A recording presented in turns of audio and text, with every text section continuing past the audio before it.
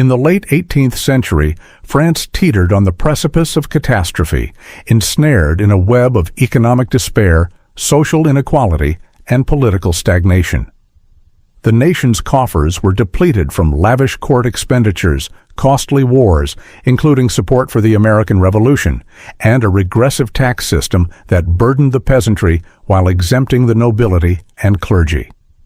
Enlightenment thinkers like Voltaire, Rousseau, and Montesquieu had long sown seeds of discontent, advocating for reason, liberty, and the social contract, where sovereignty derived from the people rather than divine right. The American Revolution's success in 1783 further inspired French intellectuals and soldiers who had fought abroad, demonstrating that monarchies could be overthrown. By 1788, poor harvests exacerbated by harsh weather led to widespread famine, with bread prices skyrocketing in what became the worst economic depression of the century.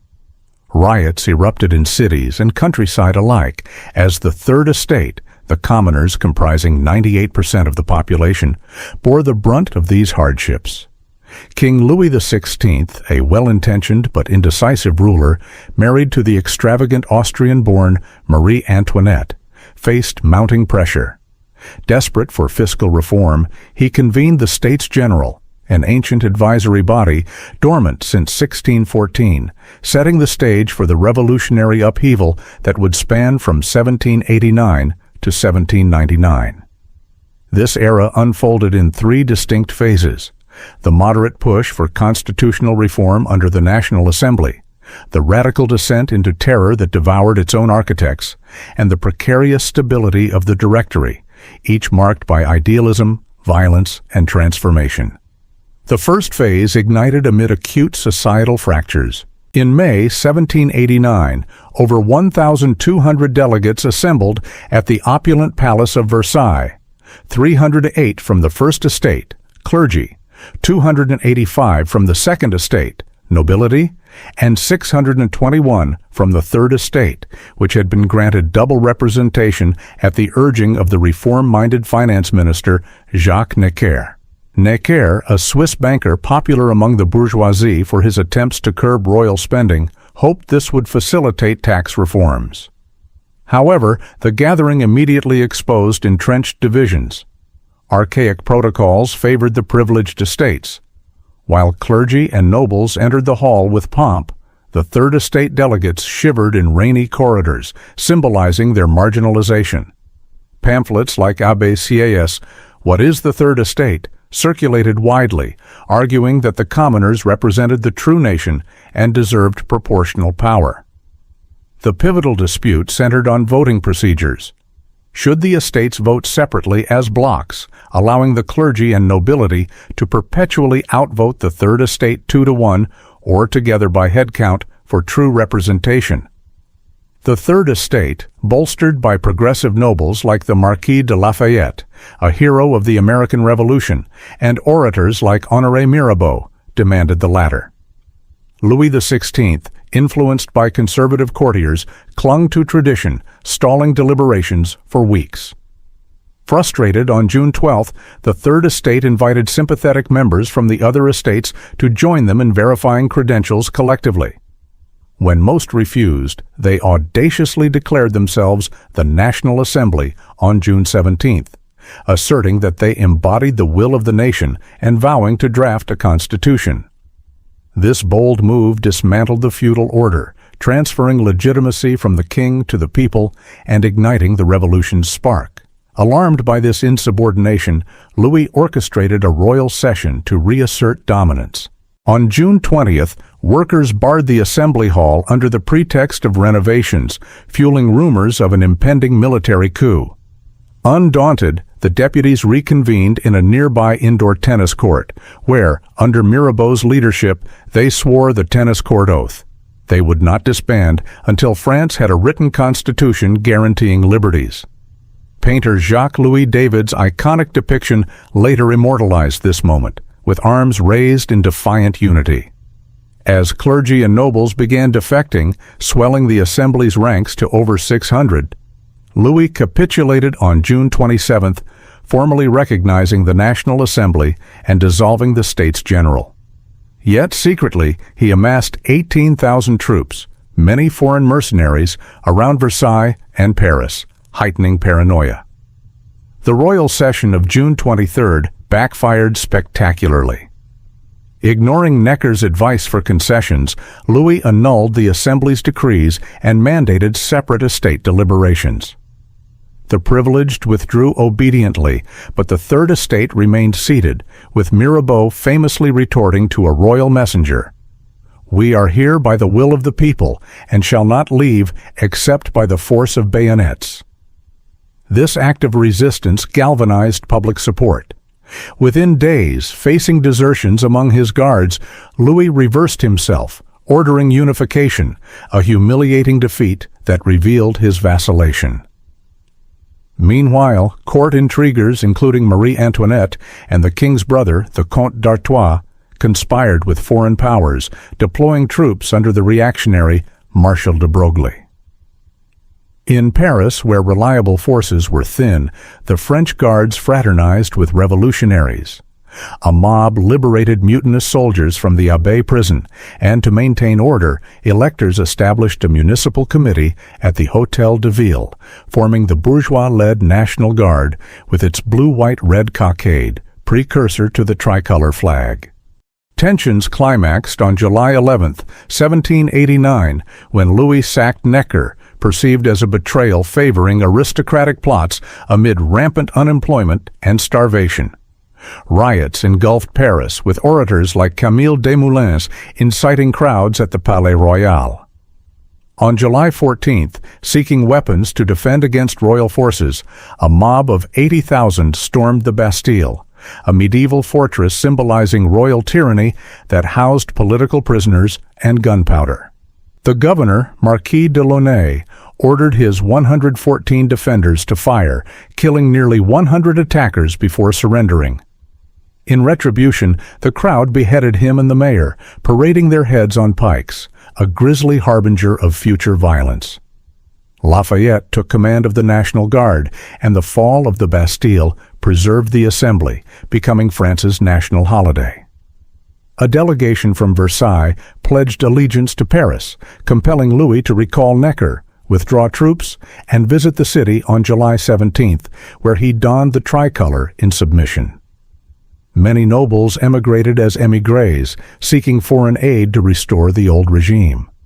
Revolt cascaded into the provinces during the Great Fear of late July and August, a wave of peasant uprisings fueled by rumors of aristocratic conspiracies and brigand raids. Peasants torched chateaux, destroying feudal records of dues and obligations, reclaiming communal lands and forests, and refusing taxes. This anarchy alarmed the bourgeoisie, who organized local militias to protect property while sympathizing with reform. In a dramatic night session on August 4th, the National Assembly, led by progressive nobles like the Duc d'Aiguillon, abolished feudalism in toto. Serfdom ended, noble privileges like exclusive hunting rights and tax exemptions vanished. Corvées, forced labor, were outlawed, and equality before the law was proclaimed. This August decrees pacified the countryside, transforming peasants into stakeholders in the new order, but it also eviscerated the ancient regime's fiscal base, leaving the government insolvent. On August 26th, the Assembly promulgated the Declaration of the Rights of Man and of the Citizen, a seminal document drafted by Lafayette and influenced by Rousseau's general will, Locke's natural rights, and the American Declaration of Independence. It asserted that men are born and remain free and equal in rights, enumerating liberties of speech, press, religion, and assembly, due process, property rights, and resistance to oppression. Sovereignty resided in the nation, laws must reflect the general will, and taxation required consent. This charter became a beacon for global human rights, though its universalism was limited. Slavery persisted in colonies until 1794. Women's roles evolved unevenly. Reforms granted divorce rights, equal inheritance for daughters, and protections against domestic abuse. But suffrage and public office remained male domains. Visionaries like Marquis de Condorcet advocated female education and voting in his 1790 essay, while Olympe de Gouges' 1791 Declaration of the Rights of Woman demanded gender equality, earning her execution later. Across the English Channel, Mary Wollstonecraft's 1792 Vindication of the Rights of Woman critiqued revolutionary hypocrisy, arguing women's subjugation stemmed from poor education. Persistent scarcity culminated in the October 1789 Women's March on Versailles, where market women, radicalized by journalists like Marat, led 7,000 armed marchers demanding bread. They invaded the palace, killing guards and forcing the royal family to Paris's Tuileries Palace under surveillance. The assembly relocated too, now exposed to mob influence. Louis's veto power was limited, bread was rationed, and conservative deputies withdrew, fearing radicalism. In 1790, the civil constitution of the clergy nationalized the church, slashing bishoprics from 135 to 83, aligning them with new departments, electing clergy by active citizens, and paying salaries from state coffers, effectively subordinating religion to the republic. This provoked schism. About half the priests became juring oath-takers, while refractory non-jurors resisted, especially after Pope Pius VI's 1791 condemnation, igniting counter-revolutionary fervor in regions like the Vendée. Fiscal woes prompted the issuance of assignats, paper money backed by confiscated church lands sold to fund reforms. Initially boosting the economy, overprinting sparked hyperinflation by 1795. Bourgeois-friendly changes included the metric system's adoption for uniform weights and measures, abolition of internal tariffs to foster trade, and the 1791 Le Chapelier Law, banning guilds and strikes to promote free enterprise, though it suppressed workers' rights. Louis's duplicity peaked in June 1791 with the flight to Varennes. Disguised as servants, the royal family fled toward Austrian lines, hoping for intervention to quash the revolution. Betrayed by a postmaster who recognized Louis from currency portraits, they were captured and returned amid jeers. This treason shattered illusions of a loyal king, radicalizing politics and paving the way for republicanism. By September 1791, the Constitution established a constitutional monarchy with a unicameral legislative assembly of 745 members, elected indirectly by active citizens, propertied males over 25, excluding 4 million passive poor. France was reorganized into 83 departments for decentralized administration, eroding noble fiefdoms. Radicals like the Jacobins decried its elitism, but the National Assembly disbanded, naively declaring the revolution accomplished. Internationally, the revolution polarized opinion. Edmund Burke's 1790 Reflections on the Revolution in France lambasted it as chaotic, advocating organic, tradition-based reform over abstract rights that ignored national character. Thomas Paine's 1791 Rights of Man rebutted Burke, celebrating the overthrow of tyranny and inspiring British radicals, though it led to Paine's trial for sedition. European monarchs, fearing contagion, formed coalitions, with émigrés lobbying for invasion. The second phase erupted with war and radicalization. In April 1792, France declared war on Austria, escalating into conflict with Prussia, Britain, Spain, and others amid Girondin calls for exporting revolution. Initial defeats, including Brunswick's manifesto threatening Paris if the king was harmed, bred suspicion of internal enemies. On August 10th, a sans-culotte, working-class radicals, insurrection stormed the Tuileries, massacring Swiss guards and deposing Louis, who was imprisoned in the Temple. The radical Paris Commune rose, and in the September massacres, mobs slaughtered 1,200 to 1,400 prisoners, including priests and nobles, in a frenzy of preemptive justice. The National Convention, elected by universal male suffrage, convened in September 1792, abolishing the monarchy and proclaiming the First Republic on September 21st, the year one of liberty. Factions divided it. Moderate Girondins from provinces favored federalism, while Parisian Jacobins, led by Maximilien Robespierre's incorruptible zeal, Georges Danton's oratory, and Jean-Paul Marat's incendiary journalism, pushed centralization. Louis's trial in December 1792 exposed incriminating documents from his armoire d'affaires, leading to his guillotining on January 21, 1793, amid cries of "Vive la République!" This regicide shocked Europe, broadening the war and sparking domestic uprisings like the Royalist Vendée Rebellion, where peasants and nobles fought guerrilla warfare, costing 200,000 lives. To combat threats, the convention created the Committee of Public Safety in April 1793, granting it dictatorial powers. The Reign of Terror ensued. Marat's July 1793 assassination by Girondin Charlotte Corday triggered purges, with 22 Girondins guillotined in October.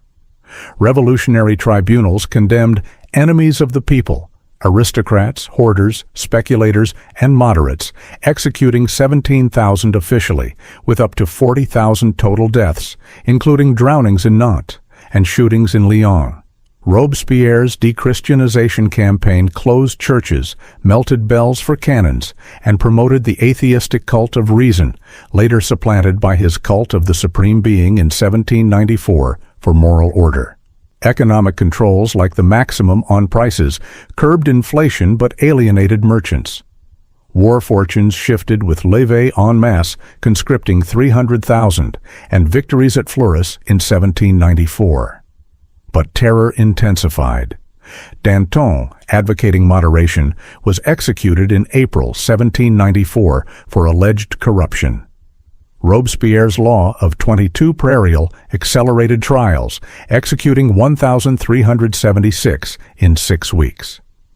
Paranoia peaked until the Thermidorian reaction of July 27, 1794, 9 Thermidor, when convention deputies arrested Robespierre and his allies, guillotining them the next day amid public relief. The White Terror followed, with Jacobins hunted and guillotined. The third phase began with the Directory in November 1795, under a new constitution balancing a 5-member executive with a bicameral legislature, the Council of 500 and Council of Ancients, elected by propertied voters. It suppressed royalist and Jacobin extremists, like quelling the Vendémiaire uprising with Napoleon's whiff of grapeshot.